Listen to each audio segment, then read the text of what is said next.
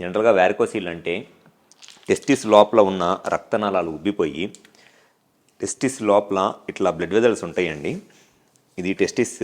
ఈ టెస్టిస్ లోపల ఈ బ్లడ్ వెజల్స్ అనేది ఇట్లా ఉండాలి, ఇది నార్మల్. కానీ కొంతమంది పేషెంట్స్లో ఈ టెస్టిస్ లోపల ఉన్న బ్లడ్ వెజల్స్ ఉబ్బిపోయి దానివల్ల టెస్టిస్కి ఈ ఉబ్బిపోయిన బ్లడ్ వెజల్స్ నుంచి చెడు రక్తం అనేది వస్తూ ఉంటుంది. ఈ చెడు రక్తం అనేది రావటం వల్ల ఆక్సిజన్ లేని ఇంప్యూర్ బ్లడ్ రావటం వల్ల టెస్టిస్ టెంపరేచర్ పెరిగిపోయి దానివల్ల స్పర్మ్ కౌంట్ తగ్గిపోయి లేదా విరికణాల్లో కదలికలు తగ్గిపోయి పిల్లలకి ఇబ్బంది పడుతూ ఉంటారు. ఇది వ్యారికోసిల్ అనే ప్రాబ్లము. ఈ వ్యారికోసిల్ ప్రాబ్లంకి చాలా రకాలైన ట్రీట్మెంట్ ఆప్షన్స్ ఉన్నాయి.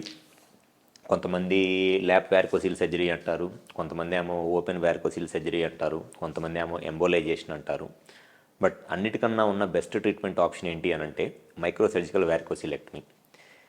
కానీ చాలామంది యూట్యూబ్లో కానివ్వండి లేకపోతే ఈ సోషల్ మీడియాస్లో మైక్రో సర్జికల్ వ్యారికోసిలెక్టమీ కన్నా ఎంబోలైజేషన్ అనే ప్రొసీజరు చాలా సింపుల్ ప్రొసీజరు అని చెప్పని పేషెంట్స్ని చాలా మిస్లీడ్ చేస్తున్నారు. రియల్గా పేషెంట్స్కి వ్యారికోసిల్ ప్రాబ్లం ఉండి అది సర్జరీ చేయించుకొని దానివల్ల స్పర్మ్ కౌంట్ పెరిగి న్యాచురల్గా ప్రెగ్నెన్సీ రావాలి వాళ్ళ వైఫ్కి, ఆ పేషెంట్స్కి మ్యాక్సిమం బెనిఫిట్ జరగాలి అని అంటే ఖచ్చితంగా మైక్రో సర్జికల్ వ్యారికోసిలెక్టమీతోనే ఆ బెనిఫిట్ అనేది జరిగిద్ది. ఎంబోలైజేషన్తో ఎట్టి పరిస్థితుల్లోనూ పేషెంట్స్కి అంత బెనిఫిట్ ఏమీ జరగదు.